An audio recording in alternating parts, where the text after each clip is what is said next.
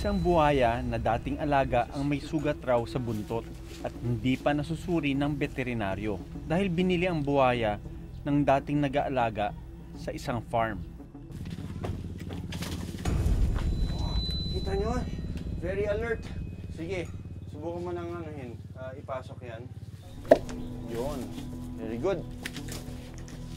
Okay, tapos kailangan natin ng isa pang pagka sumot doon sa panga niya, isasara natin ganun, tapos tape natin.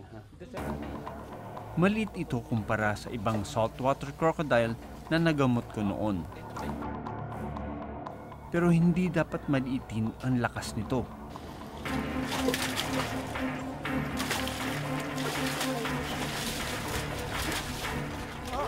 Madulas siya.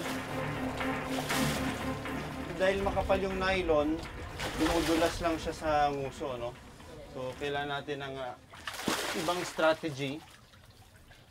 Pwede siya mag-death roll dito sa manipis na lubid na ito. Nang biglang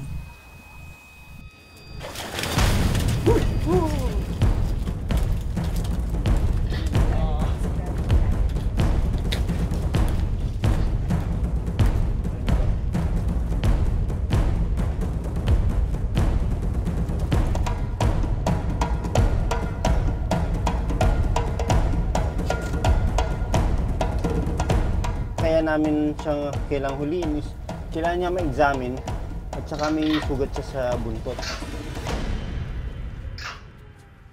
Suspetsa ko dito, malamang na ito, nakipag-away sa ibang crocodile kaya naputol yan or nagkaroon ng infection. Siguro sensitive pa rin yung tail niya pagka nagagalit siya, hinahampas niya sa something hard kaya nasusugatan.